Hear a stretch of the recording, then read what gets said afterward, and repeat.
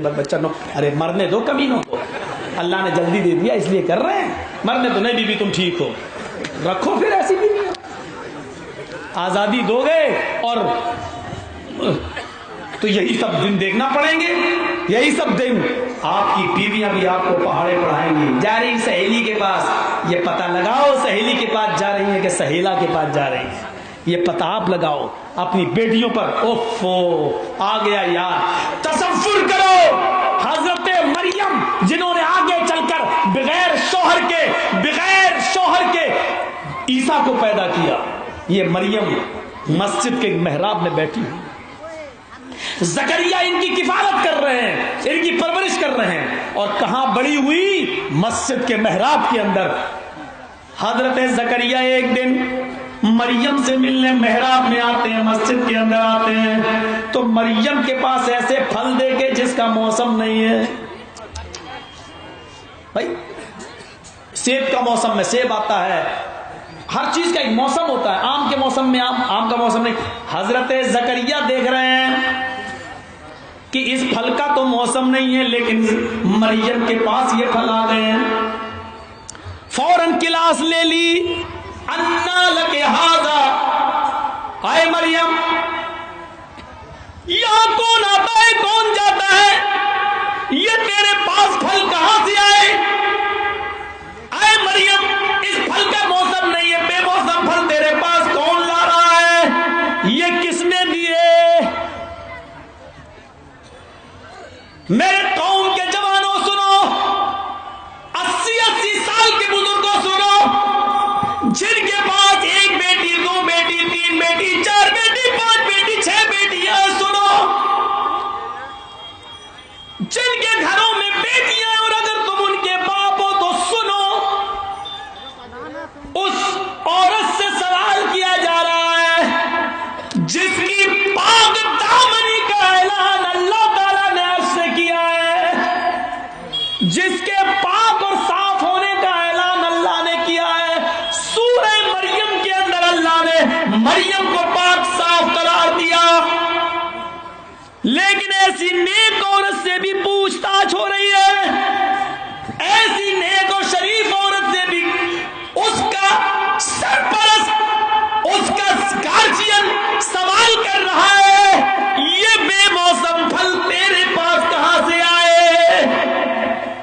تم اپنی بیٹی سے سوال کر سکتے ہو, میں نے تو تجھے موبائل نہیں دلایا, یہ تیرے پاس اینڈرائڈ موبائل کہاں سے آیا؟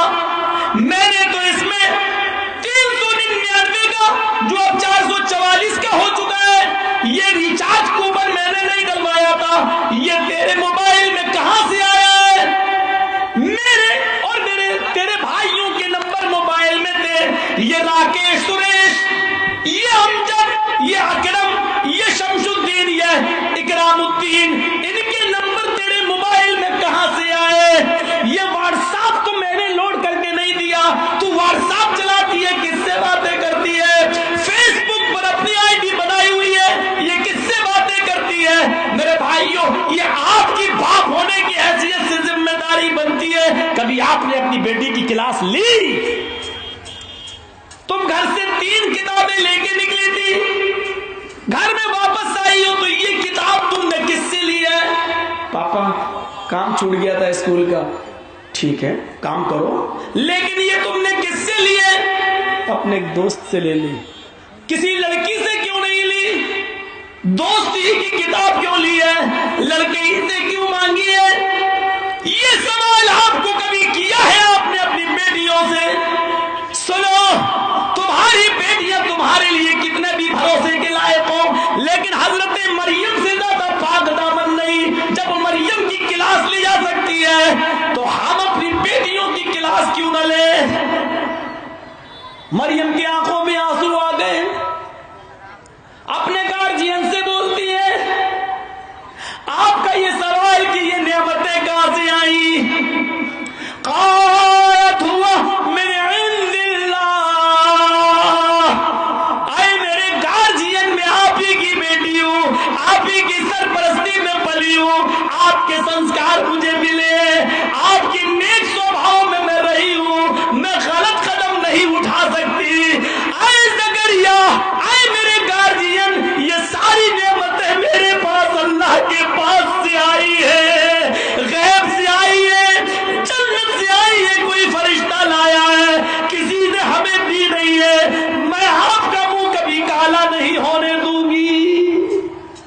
یہ مریم جواب دے رہی ہیں. کیا آپ کی بیٹیاں یہ جواب دے سکتی ہیں آپ کو کہ ابو یا پاپا میں آپ کا منہ کالا نہیں ہونے دوں گی,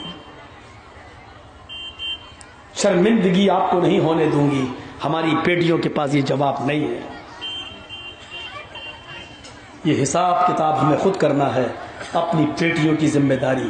یہ باہر ٹہل رہی ہیں, ٹہل کیسے رہی ہیں؟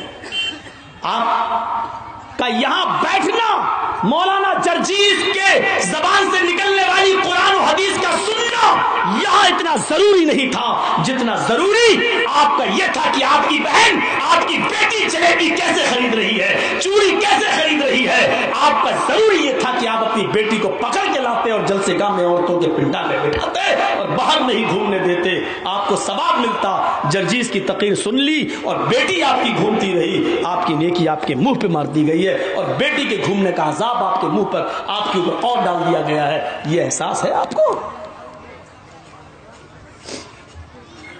مولانا بڑی سخت تقریر ہو رہی ہے. ہوگی سخت. ہومیوپیتھک دوا سے اب علاج نہیں ہو رہا, آپریشن کرنا پڑ رہا ہے, کرنا پڑ رہا ہے. سیتا جی نے کو بھگا کے لے گیا راوڑ ہے تو سیتا جی کا چہرہ ان کے چھوٹے بھائی رام نے, لکشمن نے نہیں دیکھا تھا. نتھنی ملی, کہا میں نہیں پہچانتا, میری بھابھی سیتا ناک میں پہنتی تھی, میں نے آج تک اپنی بھابھی کا چہرہ نہیں دیکھا. بھابھی کا ہندو دھرم میں بھی دیور اور بھابھی کا پردہ ہے. اللہ کے رسول کے پاس ایک عورت آئی, اور سنو, نبی کے پاس ایک عورت آئی اور آ کر کہتی ہے اللہ کے رسول میں مسجد میں نماز پڑھنے جاتی ہوں. سن لو, ایسا واقعہ شاید آپ نے نہ سنا ہو. سن لو, آج تمہیں پردہ بتاؤں عورت کا پردہ اسلام میں کیا ہے. ایک عورت اللہ کے رسول سے کہتی ہے اللہ کے رسول میں مسجد میں نماز پڑھنے جاتی ہوں. آپ نے کہا جا سکتی ہو. کہا اللہ کے رسول میں بہت نیچا چادر, چہرہ چھپا کر, ہاتھوں میں ساکس, ہاتھوں میں گلیوز اور پیروں میں ساکس پہن کر اور چادر لمبی پہن کر, زمین سے گھسٹتی ہوئی چادر یعنی زمین سے کچلتی ہوئی چادر, اتنی لمبی چادر میں پہنتی ہوں کہ زمین سے مٹی کو چھلتی ہے, میں اتنی لمبی چادر پہن کر جاتی ہوں. آپ نے کہا بی بی چادر اتنی ہی لمبی ہونی چاہیے.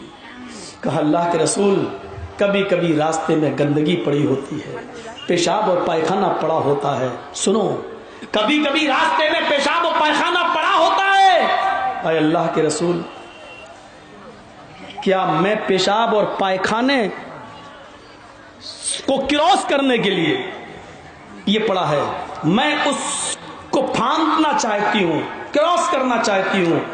اگر میں ایسے ہی نکلوں گی تو چادر میں لیٹرین یا پیشاب پائخانہ لگ جائے گا, تو کیا میں تھوڑی سی چادر اوپر کر کے یہاں تک اتنی, ایسے اس نے اشارہ کیا, اتنی چادر میں اٹھا لوں, یہاں تک کر لوں اور گندگی کو کراس کر کے آگے نکل جاؤں اور پھر چادر کو چھوڑ دوں, تو کیا میرے لیے یہ جائز ہے؟ اللہ کے رسول نے کہا تم چادر کیوں اٹھاؤ گی, زمین پر لگ رہی ہے, لگنے دو. تم دائیں سے نکل جاؤ, تم تھوڑا سا بائیں ہو جاؤ, پوری سڑک چوڑی ہوتی ہے. کہا اللہ کے رسول گلیوں سے گزرنا پڑتا ہے, گلیاں تنگ ہوتی ہیں, اور دائیں سے گزروں تو ادھر مرد بیٹھے ہوتے ہیں, بائیں سے اگر گزروں تو ادھر بھی مرد بیٹھے ہوئے ہوتے ہیں. میں نہیں چاہتی ہوں کہ مردوں کے پاس سے گزروں, میں اسی لیٹرین اسی گندگی کو کراس کر کے آگے بڑھ سکتی ہوں, لیکن چادر کو تھوڑا سا اٹھا لوں تو. آپ نے کہا بی بی اگر دائیں مرد بیٹھے ہوں اور بائیں بھی مرد ہوں تو تم اسی لیٹرین کے اوپر سے گزر جاؤ اور چادر کو مت اٹھاؤ. گندگی پڑی ہے لیکن چادر کو اٹھانے کی اجازت نہیں. اس نے کہا اللہ کے رسول اگر چادر نہیں اٹھاؤں گی تو پیشاب و پائخانہ اس چادر میں لگ جائے گا. اللہ کے نبی فرماتے میری, آپ نے فرمایا بی بی محترمہ خاتون, اے اللہ کی بندی, پیشاب و پائخانہ تیری چادر میں لگ جاتا ہے تو لگ جانے دے, اگر لگ جائے تو لگ جانے دے. کہنے لگی اے اللہ کے نبی میں اسی چادر کو اوڑھ کر مسجد میں نماز پڑھتی ہوں, میں مسجد میں جا کر بھی اس چادر کو اتارتی نہیں ہوں, میں اسی چادر میں نماز پڑھتی ہوں. اگر پیشاب و پائخانہ اس چادر میں لگ جائے گا تو وہ چادر گندی ناپاک ہو جائے گی, پھر میں اس چادر کو اوڑھ کر نماز کیسے پڑھوں گی؟ اللہ کے نبی فرماتے بی بی تیری چادر ناپاک نہیں ہوگی, بی بی تیری چادر ناپاک نہیں ہوگی. اس نے کہا اللہ کے رسول گندگی لگ جاتی ہے اور آپ کہہ رہے ہیں ناپاک نہیں ہوگی. فرمایا بی بی اس لیے ناپاک نہیں ہوگی کہ جب تو اس چادر کے اوپر سے گزرے, اس چادر کو پہن کر گزرے گی اور لیٹرین کے اوپر سے گزرے گی تو لیٹرین تیری چادر کو گندا ضرور کرے گی, خراب کرے گی, لیکن چادر تو زمین ہی پر پڑی ہوئی ہے. جب وہ تو آگے بڑھے گی تو زمین پر پڑی ہوئی پاک مٹی سے رگڑ رگڑ کر وہ لیٹرین ہٹ جائے گی اور زمین پر پڑی ہوئی پاک مٹی تیری چادر کو پاک کر دے گی. تم اسی چادر کو اوڑھ کر نماز پڑھ لینا, لیکن چادر کو ٹخنوں کے برابر بھی مت اٹھانا. اس حدیث کی روشنی میں ہم اپنے سماج کا جائزہ لیں, ہم اپنی عورتوں کے پردے کا جائزہ لیں, اپنی بیٹیوں کے پردے کا جائزہ لیں اور پھر سوچیں کہ کیا ہے. میرے پیارے ساتھیوں, مجھے بولتے ہوئے مکمل 2 گھنٹے ہو چکے ہیں. میرے بھائیوں, میں نے آپ کے سامنے دل کھول